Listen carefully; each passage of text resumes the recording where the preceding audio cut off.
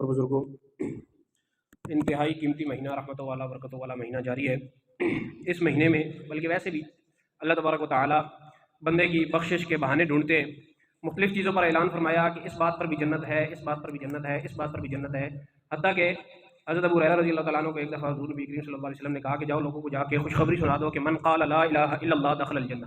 جو کوئی لا الہ الا اللہ کا اقرار کر لے گا وہ جنت میں داخل ہو جائے گا۔ اب بہت بڑی خوشخبری تھی اور بہت بڑی بات تھی کہ اتنی سی بات پر ہی انسان جنت میں داخل ہو جائے گا۔ حضرت ابو ہریرہ رضی اللہ تعالیٰ عنہ نے کہا کہ یا رسول اللہ، آپ نے مجھے بہت بڑی ذمہ داری دی ہے، میں جا کر آپ کی طرف سے سناؤں گا، تو اس کے لیے مجھے آپ کوئی نشانی دیں کہ میں جا کر لوگوں کو نشانی بھی دکھاؤں اور ساتھ میں بتاؤں کہ دیکھو یہ رسول اللہ صلی اللہ علیہ وسلم نے مجھے نشانی دی ہے، اور ساتھ کہا ہے کہ جا کے لوگوں کو سنا دو کہ من قال لا الہ الا اللہ دخل الجنہ۔ تو حضور نبی کریم صلی اللہ علیہ وسلم نے نشانی کے طور پر اپنے نالین مبارک عطا فرمائے۔ تو حضرت ابو ہریرہ رضی اللہ تعالیٰ عنہ لے کر جا رہے تھے، آگے سے حضرت عمر فاروق رضی اللہ تعالیٰ عنہ تشریف لائے، تو ابو ہریرہ رضی اللہ تعالیٰ عنہ بہت خوشی کے عالم میں تھے، ان کو دکھائے حضور نبی کریم صلی اللہ علیہ وسلم کے نالین مبارک اور بتایا کہ حضور صلی اللہ علیہ وسلم نے فرمایا ہے کہ جو کوئی لا الہ الا اللہ کہہ لے گا وہ جنت میں داخل ہو جائے گا۔ تو حضرت عمر رضی اللہ تعالیٰ عنہ نے کہا کہ اب کہاں جاتے ہو؟ وہ بہت جلدی میں تھے، تو انہوں نے کہا کہ میں جا کے لوگوں کو یہ خوشخبری سنانے لگا ہوں۔ تو حضرت عمر رضی اللہ تعالیٰ عنہ نے مکہ مارا ان کے سینے پر اور وہ پیچھے گر گئے۔ تو حضرت ابو ہریرہ رضی اللہ تعالیٰ عنہ وہاں سے واپس حضور نبی کریم صلی اللہ علیہ وسلم کے دربار میں آپ صلی اللہ علیہ وسلم کو جا کر بتایا کہ یا رسول اللہ، یہ تو عمر نے مجھے مکہ مار دیا اس بات پر کہ میں جا کر لوگوں کو یہ کیوں سناؤں کہ لا الہ الا اللہ کہنے پر جنت کا وعدہ ہے۔ تو حضرت عمر رضی اللہ تعالیٰ عنہ تشریف لائے اور انہوں نے آ کے حضور نبی کریم صلی اللہ علیہ وسلم کو کہا کہ یا رسول اللہ، اگر یہ بات لوگوں کو بتا دی گئی تو لوگ عمل کرنا چھوڑ دیں گے، عمل سے غافل ہو جائیں گے، وہ کہیں گے ٹھیک ہے ہم نے لا الہ الا اللہ کہہ دیا ہے تو بس اب ہمیں عمل کرنے کی ضرورت نہیں، نماز روزہ حج زکات سارے ختم ہو جائیں گے۔ تو اس پر آپ صلی اللہ علیہ وسلم نے فرمایا کہ واقعتاً عمر صحیح کہتا ہے۔ قرآن مجید میں بھی یہ ہے کہ الا من تاب وآمن وعمل عملا صالحا، کہ جو شخص اللہ کی طرف توبہ کرے، ایمان لائے اور اعمال صالحہ کرے۔ تو نجات کے لیے ایمان کے ساتھ ساتھ نیک اعمال وہ ضروری ہے، لیکن نیک اعمال کا مطلب یہ نہیں ہے کہ انسان صرف ان نیک اعمال پر تکیہ کر کے بیٹھ جائے، فخر غرور کرنا شروع کر دے کہ میں تو بھائی بڑی نمازیں پڑھتا ہوں، میری ساری زندگی میں ایک روزہ بھی قضا نہیں ہوا، اس لیے کہ اللہ تبارک و تعالیٰ کی جو نعمتیں ہم استعمال کر رہے ہیں ان کے مقابلے میں ہماری عبادت کچھ بھی نہیں، بلکہ ہم جو عبادت کر رہے ہیں وہ اللہ تعالیٰ کی دی ہوئی توفیق سے کر رہے ہیں، یہ الگ سے اللہ کی ایک نعمت ہے۔ پھر اللہ تبارک و تعالیٰ نے مثال اگر انسان نماز پڑھتا ہے تو اس کے لیے ہاتھوں کا استعمال ہوتا ہے، پانی کا استعمال ہوتا ہے، جگہ کا زمین کا استعمال ہوتا ہے، سجدہ کرنے کے لیے ناک کا اور ماتھے کا استعمال ہوتا ہے، بولنے کے لیے تسبیحات کرنے کے لیے زبان کا استعمال ہوتا ہے۔ تو یہ ساری کی ساری نعمتیں تو خود اللہ تبارک و تعالیٰ نے دی ہوئی ہیں۔ تو اگر انسان یہ کہے کہ میں اپنے اعمال کی وجہ سے جنت میں جاؤں گا کہ میں بہت نیک اور اچھے اعمال کرتا ہوں، تو یہ بھی بات غلط ہے کہ صرف اپنے اعمال کی وجہ سے جنت میں نہیں جائے گا، بلکہ کیا فرمایا کہ من حوسب اخذ، جس کا اگر حساب ہو گیا نا اس کو پکڑ لیا جائے گا۔ تو دعا یہ کرنی چاہیے کہ اللہ تبارک و تعالیٰ بغیر حساب کتاب کے ہمیں جنت میں داخل فرمائے۔ اور یہ خوشخبری صرف اور صرف حضرت ابوبکر صدیق رضی اللہ تعالیٰ عنہ کو حضور نبی کریم صلی اللہ علیہ وسلم نے دنیا میں ہی سنا دی کہ قیامت کا دن ہوگا، اللہ تبارک و تعالیٰ کا غضب بہت شدت پر ہوگا، لوگ سفارشیں کروا رہے ہوں گے، میرے پاس آئیں گے، میں سفارش کروں گا، اللہ تبارک و تعالیٰ حساب کتاب شروع کرنے سے پہلے مجھ سے کہیں گے کہ اچھا چلو آپ کہتے ہیں تو میں حساب کتاب شروع کر دیتا ہوں، لیکن لاؤ نا کوئی بندہ جس کا میں حساب تو کروں۔ تو میں اس وقت ابوبکر کو سامنے کروں گا، تو ابوبکر کو دیکھتے ہی اللہ تبارک و تعالیٰ کا سارا غصہ وہ بیٹھ جائے گا، ختم ہو جائے گا، ٹھنڈا ہو جائے گا، اور اللہ تعالیٰ کہیں گے کہ ابوبکر اس سے میں کیا حساب لوں، جاؤ اس کو بغیر حساب کتاب کے جنت میں داخل کر دو۔ تو جس کا حساب ہو گیا وہ پکڑا جائے گا۔ اور نیکیوں پر اترانے والے کی مثال، بہت بڑے محدث فوت ہوئے، کسی نے خواب میں دیکھا، پوچھا کہ آپ کا کیا حشر ہوا؟ تو ساری زندگی انہوں نے دین کا کام کیا، اللہ اور اللہ کے رسول کی بات کی اور حدیث کی تعلیم دی اور کتابیں لکھی۔ تو فرمایا کہ میں نے اللہ تبارک و تعالیٰ کے سامنے جب حاضر ہوا تو میں نے عرض کی کہ یا اللہ میں نے فلاں بھی نیکی کی تھی، تو اللہ نے کہا کہ تمہاری آنکھ کی نعمت کے بدلے میں وہ نیکی برابر کی جاتی ہے۔ میں نے فلاں حدیث کی کتاب لکھی کہ تمہارے کان کی نعمت، تو میں اپنی نیکیاں گناتا گیا، اللہ تعالیٰ اپنی نعمتیں گناتا گیا۔ تو جب سب برابر ہو گیا تو اب میں پریشان،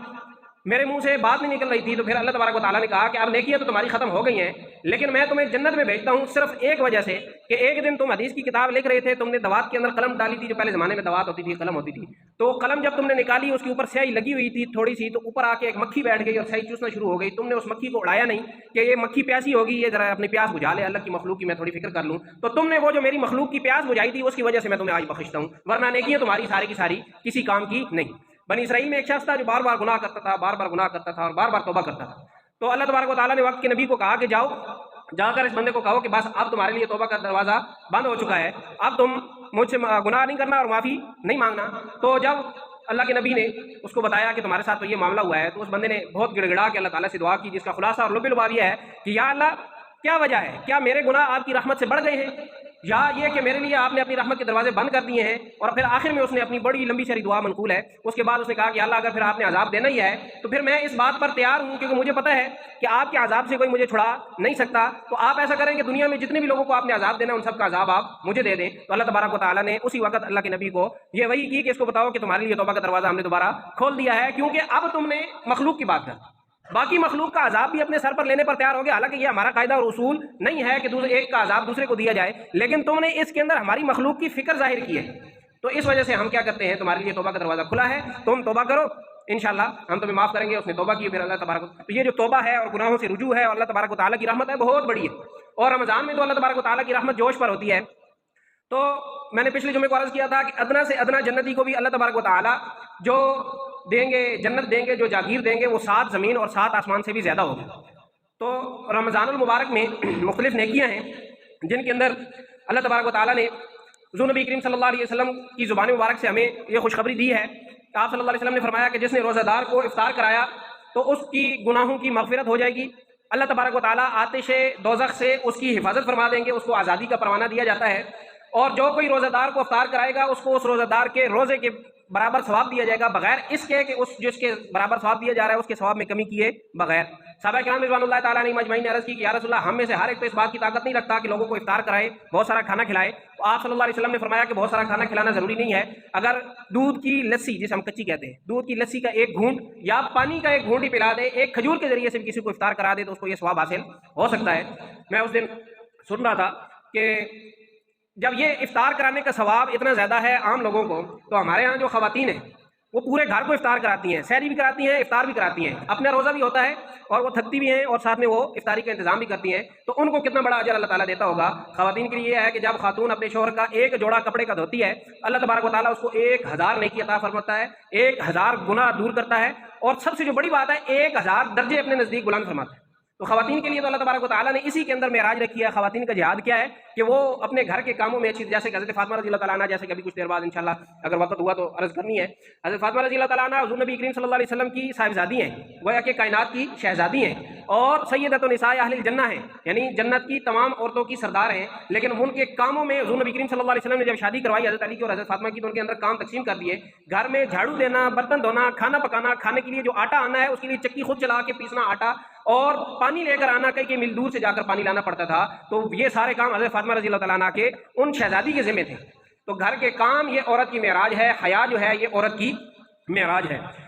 تو یہ فرمایا کہ جس نے روزے دار کو ایک کھجور کے ساتھ یا ایک گھونٹ کے ساتھ بھی افطاری کرا دی تو اس کو اس روزے دار کی طرح کا پورا ثواب ملے گا، بغیر اس کے کہ روزے دار کے اجر میں سے کچھ کمی کی جائے۔ اور پھر یہ فرمایا کہ جو کوئی روزے دار کو مکمل کھانا دے گا، ایک تو یہ ہے کہ تھوڑے سے کے ساتھ صرف افطار کرا دیا، جس نے روزے دار کو مکمل کھانا دیا تو اللہ تبارک و تعالیٰ قیامت کے دن حوض کوثر سے اس کو ایسا سیراب کریں گے کہ پھر کبھی بھی اس کو پیاس نہیں لگے گی، حتیٰ کہ وہ جنت میں داخل ہو جائے گا۔ تو اس کے اندر 2 باتیں، ایک یہ ہے کہ حوض کوثر سے پانی پینے کی، حوض کوثر سے سیراب ہونے کی بھی بشارت ہے، دوسرا جنت میں داخل ہونے کی بھی بشارت ہے روزے دار کو افطار کروانے والے کے لیے۔ تو یہ جو رمضان ہے اس کا ابتدائی حصہ رحمت ہے، اس کا درمیانی حصہ مغفرت ہے، اور آخری حصہ نار سے آزادی ہے، آگ سے، دوزخ سے، جہنم سے، جو نام دے لے اس سے آزادی کا یہ عشرہ ہے آخری۔ تو جو شخص اس مہینے میں اپنے خادم سے یا اپنے ملازم سے، اپنے ماتحت سے بوجھ کم کر دیتا ہے، اس سے کام دور کر دیتا ہے، اس کے لیے بھی اللہ تبارک و تعالیٰ نے اپنے پیارے حبیب حضرت محمد مصطفیٰ صلی اللہ علیہ وسلم کی زبان اقدس سے، سچی ترین زبان سے 2 بشارتیں فرمائی ہے۔ ایک تو یہ کہ اس کے پچھلے گناہ معاف ہو جائیں گے، دوسرا یہ کہ اس کو دوزخ سے اللہ تبارک و تعالیٰ پناہ عطا فرما دے گی۔ صرف کیا ہے کہ اپنا خادم ہے، اپنا ماتحت ہے، وہ جو کوئی کام کرتا ہے اس کا کام اسے روزے کی وجہ سے کیا کر دیا جائے، ہلکا کر دیا جائے۔ تو یہ سارے کے سارے ہمیں ثواب مل رہے ہیں اور اللہ تبارک و تعالیٰ کی طرف سے جنت کی بشارتیں مل رہی ہیں، لیکن اس میں سب سے بڑا جو پہلو ہے ہم نے اس پر غور کرنا ہے، وہ کیا ہے کہ حقوق العباد، بندوں کے حقوق ہے اس میں سارے۔ روزے دار کو افطاری یہ بندے کا حق ہے، اپنے خادم سے دور کرنا جو ہے وہ مشقت کو دور کرنا یہ بھی بندے کا حق ہے۔ اور جو کبیرہ گناہوں کی لسٹ ہے اس کی حدیث کو ہم دیکھیں، اس میں صرف ایک گناہ ہمیں ملتا ہے جس کا براہ راست تعلق اللہ تبارک و تعالیٰ سے ہے۔ حضور نبی کریم صلی اللہ علیہ وسلم نے کیا فرمایا، الکبائر الاشراک باللہ، سب سے پہلا بڑا کبیرہ گناہ اللہ تعالیٰ کے ساتھ شریک کرنا، اللہ تعالیٰ کی ذات میں، صفات میں، اور صفات کا جو تقاضا ہے عبادت اور دعا اور پکارنا اور اپنی حاجات پوری کروانا اور اپنی مشکلیں حل کروانا، یہ اللہ تبارک و تعالیٰ کی ذات اور صفات کا تقاضا ہے نا، تو اس کے اندر کسی اور کو حصے دار مان لینا ایک یہ سب سے بڑا کبیرہ گناہ ہے۔ اور اس کے بارے میں کیا فرمایا، ان اللہ لا یغفر ان یشرک بہ ویغفر ما دون ذلک لمن یشاء، کہ آخرت میں، دنیا میں نہیں، دنیا کا یہ قاعدہ نہیں ہے، دنیا کا قاعدہ یہ ہے کہ اگر کسی بندے سے شرک ہو گیا اور اس نے پھر اس کو احساس ہو گیا اور وہ اللہ تبارک و تعالیٰ کی طرف رجوع کر لیا، اس نے معافی مانگ لی اور پھر توحید کی طرف آ گیا، تو اللہ تعالیٰ اس کو معاف کر دیتے ہیں۔ پکے ٹھکے کافر کو بھی معاف کر دیتے ہیں، 99 سال بلکہ 100 سال اگر وہ اللہ تبارک و تعالیٰ کی نافرمانی میں گزارے اور وہ بت کی عبادت کرتا رہے، اللہ تعالیٰ کی عبادت نہ کرے، عین آخری لمحے میں وہ کلمہ پڑھ کے مسلمان ہو جائے تو بھی اللہ تبارک و تعالیٰ اس کو معاف کر دیتے ہیں۔ تو یہ تو مسلمان بن جائے، جیسے شرک ہو گیا تو دنیا میں تو اس کی توبہ قبول ہو جائے گی، لیکن آخرت میں شرک کے علاوہ جتنے بھی گناہ ہیں ہو سکتا ہے کہ اللہ تعالیٰ اپنی رحمت سے مغفرت سے خود بخود ہی معاف کر دے، لیکن شرک والا گناہ جو ہے وہ قیامت کے دن پھر معاف نہیں ہونا۔ اگر شرک کی حالت میں ہی اللہ تبارک و تعالیٰ کا حصے دار ماننے کی حالت میں ہی دنیا سے چلا گیا تو پھر قیامت کے دن یہ خود بخود معاف ہونے والا گناہ نہیں ہے۔ کتنا بڑا گناہ ہے شرک۔ پھر اس کے ساتھ آگے جتنی لسٹ ہے اس سب کے اندر حقوق العباد ہے، الاشراک باللہ وحقوق الوالدین، والدین کی نافرمانی، بندے کا حق، وقتل النفس التي حرم اللہ الا بالحق، اور اس نفس کو، اس جان کو قتل کرنا کہ جس کو اللہ تبارک و تعالیٰ نے حرام کر دیا ہے، بندے کا حق، وشہادت الزور، اور جھوٹی گواہی۔ اس کے علاوہ قرآن مجید میں غیبت، الزام، بہتان، ان سب کو کیا فرمایا ہے؟ کبیرہ گناہ۔ حضور نبی کریم صلی اللہ علیہ وسلم نے مومن سب کچھ کر سکتا ہے، جھوٹ نہیں بول سکتا۔ کسی نے پوچھا نا کہ ایک مومن چوری کر سکتا ہے؟ فرمایا کر سکتا ہے۔ زنا کر سکتا ہے؟ جی بالکل کر سکتا ہے۔ فلاں کام کر سکتا ہے، مختلف گناہ گنوائے، کر سکتا ہے، لیکن جب پوچھا کہ جھوٹ بول سکتا ہے تو کہا کہ جھوٹ نہیں بول سکتا، اس لیے کہ جھوٹ تو بندے کا بندے کے ساتھ ہوتا ہے، تو یہ بندے کے دھوکہ دینا اور بندے کے ساتھ فراڈ کرنا یہ مومن کی شان نہیں ہے۔ تو یہ سارے کے سارے میں یہ عرض کر رہا تھا، جس کسی نے بڑا درجہ پانا ہے اس کو حقوق العباد کی فکر کرنی ہے۔ تو رمضان المبارک میں بھی شب قدر میں جن لوگوں کی معافی نہیں ہونی ان کی لسٹ میں وہ بندہ بھی شامل ہے کہ جس نے اپنے مسلمان بھائی کے خلاف کینہ رکھا ہوا ہے یا اپنے رشتہ داروں سے بغیر کسی شرعی ضرورت کے تعلق توڑا ہوا ہے، تو وہ بندہ شب قدر میں بھی اس کی معافی کوئی نہیں ہے۔ تو فرمایا کہ رمضان کی پہلی رات آسمانوں کے دروازے کھول دیے جاتے ہیں، ایک روایت میں آتا ہے کہ جنت کے دروازے کھول دیے جاتے ہیں، اور پھر ساتھ میں یہ اضافہ کیا ہے کہ پھر آخری رات تک ان میں سے ایک دروازہ بھی بند نہیں ہوتا، اور دوزخ کے دروازے بند کر دیے جاتے ہیں پہلی رات، اور آخری رات تک ایک دروازہ بھی کھلتا نہیں ہے۔ اور کوئی ایسا شخص نہیں جو رمضان کے رات اور دن میں سجدہ کرے اور اللہ تبارک و تعالیٰ اس کے لیے 1500 نیکیاں نہ لکھے، یعنی ہر بندہ جو دن یا رات میں کسی ایک وقت میں کیا کرے گا؟ سجدہ کرے گا، تو اس کے لیے اللہ تبارک و تعالیٰ کتنی نیکی لکھیں گے؟ 1500۔ اور جو قیام اللیل ہے تراویح، اس میں 20 رکعتوں میں کتنے سجدے ہیں؟ 40 سجدے۔ ذرا ضرب دے لیں کدھر تک کام پہنچتا ہے۔ پھر ساتھ کیا ہے کہ 70 کے ساتھ اللہ تعالیٰ خود بھی ضرب دیتا ہے رمضان میں، لیکن غیر رمضان میں 10 سے لے کر 700 تک بھی تو اللہ تعالیٰ بڑھاتا ہے۔ تو اگر 700 تک لے جائیں پھر اس 700 کو 70 سے ضرب دے دیں تو پھر یہ لاکھوں کروڑوں میں کام پہنچ جاتا ہے۔ اور تو یہ میں نے حساب لگایا ہے کہ تراویح کا جو ہے نیکیاں بنتی ہیں 60,000، اور جب 70 گنا کیا جائے ان نیکیوں کو، سجدے کی نیکیوں کو، تو یہ بنتی ہیں 42 لاکھ نیکیاں۔ اللہ تبارک و تعالیٰ ایسے یہ لوٹ سیل لگی ہوئی ہے، ایسے نیکیاں لٹائی جا رہی ہیں۔ تو جو بندہ جو ہے دن اور رات میں سجدہ کرے گا اللہ تعالیٰ کے سامنے، تو اللہ تعالیٰ جنت میں اس کے لیے ایک درخت لگائیں گے کہ جس کے نیچے ایک گھڑ سوار 500 سال تک دوڑتا رہے تو اس کا سایہ ختم نہیں ہوگا۔ ہم نے سن لی بات، ذہن میں حساب لگائیں، یہاں سے کراچی کا سفر کتنا ہے؟ 1200-1300 کلومیٹر۔ تو اگر ہم یہ حساب لگائیں کہ سفر شرعی تقریباً 78 کلومیٹر، مختلف اختلاف ہے علماء کا اس میں بھی، لیکن 78 کلومیٹر کا بھی اگر حساب لگائیں وہ 3 دن میں طے ہوتا ہے۔ اس حساب سے اگر حساب لگایا جائے کہ اس کا میں نے سارا وہ حساب کیلکولیٹ کر کے لکھ کے 83,000 کلومیٹر بنتا ہے، اور یہاں سے امریکہ کا فاصلہ اگر زمین سے جائیں تو کتنا ہے؟ صرف 12,000 کلومیٹر۔ پوری زمین کا محیط کتنا ہے؟ 40,075 کلومیٹر۔ گویا کہ ایک سجدہ کرنے پر اللہ تبارک و تعالیٰ ایک ایسا درخت لگاتے ہیں کہ جس کا سایہ 2 زمینوں سے بھی بڑھ کے، 2 زمینوں سے بھی بڑھ کے صرف ایک سجدہ کرنے پر اللہ تبارک۔ تو یہ ہے کہ ہم سن لیتے ہیں کہ 500 سال تک گھوڑا دوڑتا رہے گا، لیکن ہم پھر اس کا حساب نہیں لگاتے۔ اس کا حساب جب لگایا نا میں نے تو آنکھیں کھل گئی، صرف ایک سجدے پر، اور تراویح میں کتنے سجدے؟ 40 سجدوں پر 80 سے زیادہ زمینیں ایک رات میں اللہ تبارک و تعالیٰ دے دیں گے۔ اور اس کے علاوہ جو انسان نوافل پڑھے گا، جو تہجد پڑھے گا اور جو کچھ پڑھے گا، تو یہ سب کچھ مل سکتا ہے، لیکن اس کے ساتھ ساتھ شرط کیا ہے؟ کبیرہ گناہوں سے دور رہنا، کبیرہ گناہوں سے دور رہنا۔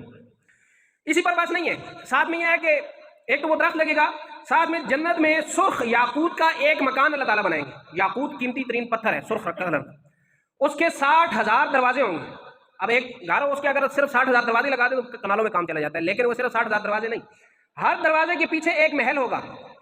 یعنی کمرہ آپ سمجھ لیں، وہاں پر محل، اس مکان کے اندر محل ایک کمرے کے طور پر سمجھ لیں، تو گویا کہ اس کے اندر کتنے کمرے ہوں گے؟ 60,000۔ ہر محل کتنا بڑا ہوگا کہ اگر 7 زمینوں 7 آسمانوں کو لپیٹ کے اس محل کے اندر رکھ دیا جائے تو حضور نبی کریم صلی اللہ علیہ وسلم نے فرمایا کہ وہ اتنا ہوگا اس محل کے اندر جیسے دنیا میں کسی کے گھر میں بکریوں کا باڑا۔ اتنی بڑی جنت صرف کس کے بدلے میں مل رہی ہے؟ رمضان میں صرف ایک سجدے کے بدلے میں اور سجدہ میں نے عرض کیا تھا کہ جب نوجوان اللہ تبارک و تعالیٰ کی عبادت کرتا ہے تو اللہ تعالیٰ اپنی شان کے مطابق مسکراتا ہے کہ اپنی طاقت کے ساتھ یہ میرے پاس آیا ہے، اور اللہ تبارک و تعالیٰ فرشتوں کی مجلس میں فخر فرماتے ہیں کہ دیکھو میرا نوجوان بندہ جس کے اندر طاقت ہے، ہمت ہے گناہ کرنے کی، لیکن یہ گناہ نہیں کر رہا، یہ میرے دربار میں جھکنے کے لیے آ گیا ہے۔ لیکن لمحہ فکریہ ہے، جب مسجدوں میں جاتے ہیں ہم تراویح کے وقت تو ہمیں بزرگ نظر آتے ہیں، بوڑھے حضرات نظر آتے ہیں، وہ حضرات ہیں کہ جن کے سفید بالوں سے اللہ تبارک و تعالیٰ بھی حیا کرتا ہے۔ حیا کرنے کا کیا مطلب ہے؟ ایک آدمی فوت ہوا، ساری زندگی گناہ کے کاموں میں رہا، یہ جیسے مزاحیہ کام کرتا تھا۔ آپ کو پتا ہے کہ ہم اپنی زبان میں ایسے بندے کو کیا کہتے ہیں جو دوسروں کو ہنسانے کے لیے صرف بس ایسی لطیفے اور ہر وقت وہ باتیں چھوڑتے رہتے ہیں، تو وہ ساری زندگی یہ کرتا تھا، لوگوں کو خوش کرنے کے لیے، اس کا ذریعہ معاش بھی تھا۔ جب وہ فوت ہونے لگا تو اس نے کہا کہ میرے اوپر نا، میں جب فوت ہو جاؤں تو میرے اوپر آٹا چھڑک دینا۔ لوگ پھر ہنسنے لگے، دیکھو ساری زندگی بھی لوگوں کو ہنسا رہا تھا، جاتے جاتے بھی لوگوں کے ہنسنے کا سامان کر گیا۔ تو جب وہ فوت ہو گیا اس کے اوپر آٹا چھڑکا گیا اور وہ اللہ تبارک و تعالیٰ کے سامنے پیش ہوا، خواب میں کسی کو ملا تو پوچھا کہ کیا پھر تمہارا حال ہوا؟ کہا کہ میں جب گیا تو جو تم نے آٹا میرے اوپر چھڑکا تھا تو وہ میں نے میرے داڑھی پر اور بالوں پر لگا ہوا تھا۔ اللہ تبارک و تعالیٰ نے فرمایا کہ ہاں بھائی بتاؤ تمہارا کیا حشر کیا جائے؟ کہا کہ یا اللہ میں نے سنا تھا کہ آپ نے پیارے حبیب کی سچی زبان سے یہ فرمایا تھا کہ اللہ داڑھی کے سفید بالوں سے حیا کرتا ہے، دیکھیں میرے بال سفید ہیں۔ ہیلا کر کے گیا، اللہ تبارک و تعالیٰ نے اسی بات پہ اس کی مغفرت فرما دی۔ قرآن مجید میں اللہ تعالیٰ کہتا ہے ما یفعل اللہ بعذابکم، اللہ تعالیٰ کیا کرے گا تمہیں عذاب دے کر؟ اللہ تعالیٰ کو کوئی فائدہ ہے بندے کو عذاب دے کر؟ اللہ تعالیٰ کی ذات 70 ماؤں سے زیادہ محبت کرنے والی ہے، اللہ تعالیٰ کو خوشی نہیں ہوگی بندے کو عذاب دے کر۔ ما یفعل اللہ بعذابکم ان شکرتم وآمنتم، شرط کیا ہے کہ تم اللہ تعالیٰ کا شکر ادا کرنے والے بنو اور ایمان لانے والے بنو۔ شکر ادا کرنے کا مطلب یہ ہے کہ زبان سے بھی ہر وقت اللہ تبارک و تعالیٰ کا شکر ہو اور عمل سے بھی اللہ تعالیٰ کا شکر ہو کہ یا اللہ جو تمہیں مجھے آزاد دیے ہیں، مجھے آنکھ دی ہے، میں آپ کی نافرمانی میں استعمال نہیں کروں گا، جو زبان دی ہے یہ میں آپ کی نافرمانی میں استعمال نہیں کروں گا۔ روزہ اتنی بڑی نیکی کیوں ہے؟ روزہ ایک ایسی نیکی ہے کہ جس کو فرشتے نہیں کر سکتے۔ کیوں نہیں کر سکتے؟ کیونکہ ان کو بھوک پیاس لگتی نہیں، ان کے اندر گناہ کرنے کی طاقت ہی نہیں کہ وہ گناہ سے بچ جائیں، ان کو بھوک لگتی نہیں کہ وہ اپنا کھانا روک لیں، ان کو پیاس لگتی نہیں کہ وہ اپنا پانی روک لیں۔ تو روزہ اللہ تبارک و تعالیٰ نے ایک ایسی عبادت عطا فرمائی ہے کہ جس کے اندر انسان نے اپنے آپ کو روک کے رکھنا ہے، صرف بھوک پیاس سے نہیں، ہر قسم کے گناہ سے روک کے رکھنا ہے۔ یہ بھوک پیاس اور نفسانی خواہشات تو بطور ضروری شرط کے، اگر کوئی یہ کر لے گا تو اس کے ذمہ سے فرض تو ساقط ہو جائے گا، لیکن اللہ تبارک و تعالیٰ کے خزانوں میں اضافہ تو نہیں نہ ہونا۔ ہم نہیں کھائیں گے تو بھئی اللہ پاک کے پاس جو پیچھے اسٹاک میں چیزیں موجود ہیں وہ زیادہ ہو جائیں گی، بچ جائیں گی، ایسا تو اللہ کے خزانے تو لامحدود ہیں۔ تو اللہ تبارک و تعالیٰ نے یہ صرف اور صرف ضروری شرط کے طور پر رکھی ہیں۔ اب بندے نے وہ حدیث مبارک میں کیا نا کہ بہت سارے روزے دار ایسے ہیں کہ جن کو سوائے بھوکا رہنے کے اور کچھ نہیں ملنا، مطلب یہ ہے کہ فرض ان کا ادا ہو جانا ہے، لیکن یہ جو جنت میں درخت لگ رہے ہیں، یہ جو جنت میں محل بن رہے ہیں، سرخ یاقوت کا مکان بن رہا ہے، یہ چیزیں پھر حاصل نہیں ہونی اگر روزے کے ساتھ کبیرہ گناہ میں ملوث ہے۔ اگر روزہ صرف اور صرف پیٹ کا روزہ ہے تو پھر یہ چیزیں حاصل نہیں ہونی۔ روزہ ہونا ہے پورے جسم کا، ہر عضو کا روزہ ہونا ہے، آنکھ کا روزہ ہے، زبان کا بڑا مسئلہ ہے۔ زبان عورتوں کے بڑے درجات ہیں، عورتوں کے لیے نیکیاں بھی آسان ہیں، لیکن حضور نبی کریم صلی اللہ علیہ وسلم نے فرمایا کہ معراج کی رات سب سے زیادہ جو جہنم میں نے دیکھی وہ عورتیں۔ پوچھا گیا کہ کیوں؟ کہا کہ زبان کی وجہ سے، زبان کے گناہ بہت مشکل ہے ان سے بچنا۔ انسان بیٹھتا ہے ایسے چسکی کے لیے غیبت شروع ہو جاتی ہے، اور بات ہی نہیں، اور موضوع ہی کوئی نہیں، اور پھر صرف یہ نہیں کہ جو غیبت کر رہا ہے وہ گناہ گار ہے، غیبت سننے والا بھی اگر اس کو روکے نہیں تو وہ بھی گناہ گار ہے۔ اس لیے عموماً بھی عام طور پر بھی اور خصوصاً رمضان میں غیبت سے پرہیز کریں۔ پھر جب کہا جاتا ہے کہ غیبت نہ کرو تو فرماتے ہیں ہمارے دوست جی ہم تو حقیقت بیان کر رہے ہیں۔ حضور نبی کریم صلی اللہ علیہ وسلم کے سامنے بھی ایسے ہی ہوئے، آپ صلی اللہ علیہ وسلم نے یہی فرمایا کہ غیبت مت کرو، کسی کی لا علمی میں اس کی برائی مت کرو۔ صحابہ نے پوچھا کہ یا رسول اللہ اگر وہ اس کے اندر موجود ہو؟ فرمایا کہ تبھی تو وہ غیبت ہے، کہ وہ برائی اگر اس کے اندر موجود ہے تب وہ غیبت ہے، اگر موجود نہیں ہے تو وہ تو بہتان ہے، الزام ہے، اور یہ تو غیبت سے بھی بڑا گناہ ہے۔ تو انشاءاللہ اس رمضان میں ہم نے صرف پیٹ کا روزہ نہیں رکھنا، پورے جسم کا روزہ رکھنا ہے۔ شروع سال سے لے کر آخر تک جب تک رمضان نہیں آتا، رمضان ختم ہوگا تو شوال شروع ہوگا، شوال سے لے کے اگلے رمضان تک جنت سجائی جاتی ہے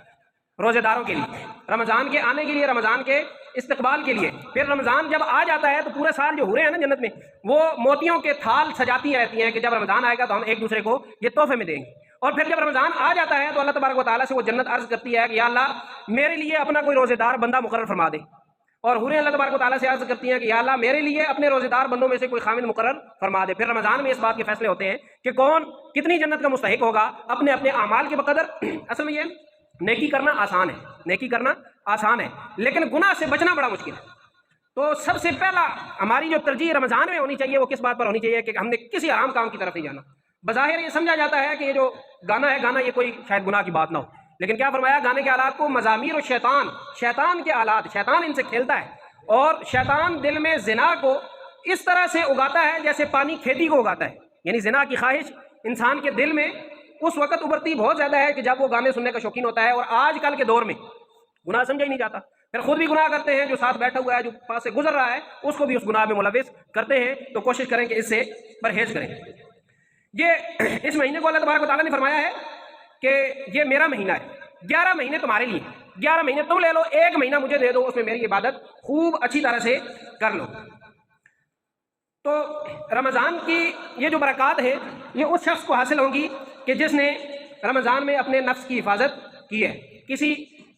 برائی میں نہیں پڑا, بدکاری میں, زنا وغیرہ میں, کسی قسم کے بھی بد نظری میں نہیں پڑا. اور اس کے ساتھ ساتھ حدیث مبارکہ کے الفاظ ہیں کہ بہتان سے بچا, کسی پر جھوٹا الزام لگانے سے بچا. ایسے مذاق میں کہہ دیتے ہیں یہ فلاں نے تو روزے ہی نہیں